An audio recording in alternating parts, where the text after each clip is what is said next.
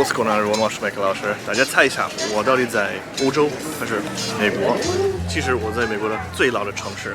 Actually, it's not really a city. It's a colonial settlement from 1565, and it was a colony established by the Spanish. It's the oldest European colonial settlement in the U.S. So it was actually here before there was a U.S. And it's called St. Augustine. It's in Florida.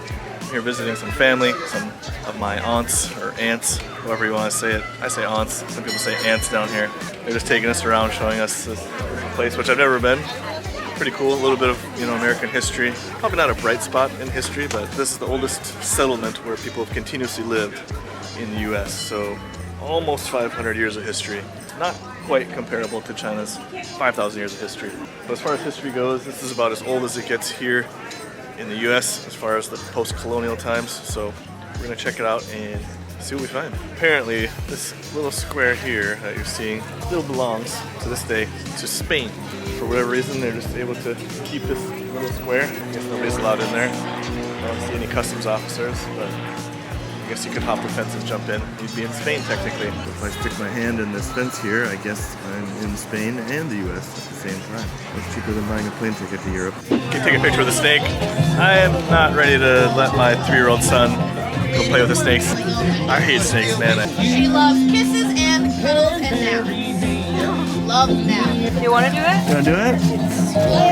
Scary. We'll try 2 snakes. I got a little one. Please don't kill this boy in front of me. Look at this. Going for 2.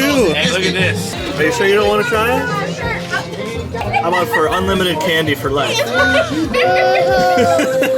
He's pretty well hidden behind mommy here. He is not going anywhere near those snakes, are you? I don't blame you. I don't want to do it either, and I'm a grown man. Gosh, that thing is huge. I wonder how heavy it is. It's going 3 now. It's just not for me.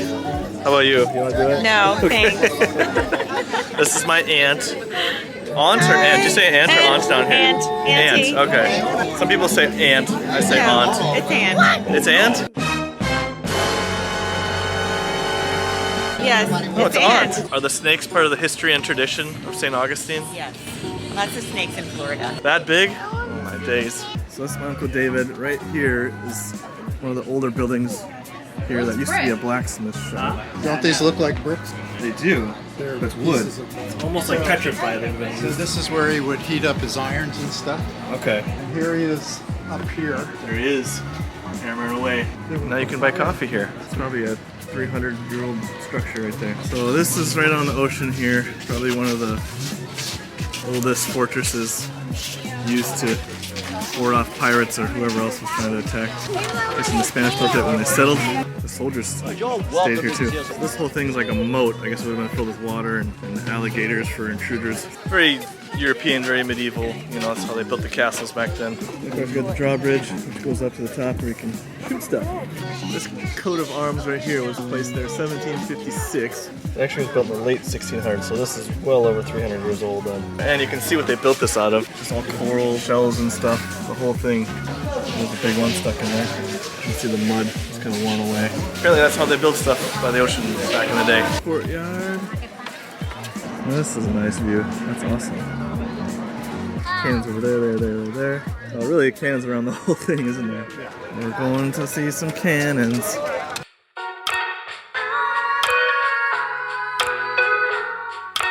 That is old. Holy cow. Look at that thing. You like that cannon? See, this cannon was made in 1704. A little over 300 years ago. I don't know why, but these cannons are just so intricate. They just need to be functional. They don't need to look good, but apparently they did both back then.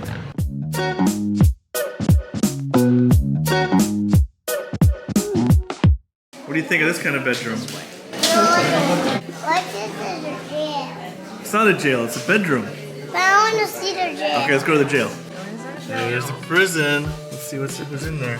Does not look like a fun place to live, does it? Why don't have doors to come out? This is the door. Why is there a door down there? Do they have like kids in this prison? What did they eat back in the day? Looks like some bread. Looks like a bit of fish here. Looks like roast bananas. Looks like they're playing a board game over here. This dude plays this all day. He's probably master level. Wait, what is it called? Mills. Mills? Mills. Never heard of it before, never played it before. Watched it for about 5 minutes, still don't quite understand how to play it, but I might look it up and give it a try. It looks kind of fun. So this place back behind me is pretty cool. It's called Flag Their College. It's named after this guy right here. Sadly today it's closed due to a private event, so we can't go in and check it out. But originally it was the Ponce de Leon Hotel. About 130, 140 years old. I guess it's not that old. The US is just such a young country, so we just don't have a huge buildup of history yet. So you can actually come here to Flagler College and study. What programs do they offer? I have no idea. It's kind of cool, you know, study in a historical building, former hotel. It's now a college in the oldest city in the US. That's pretty wicked. I'm not high enough. You can touch it. Oh, I'm gonna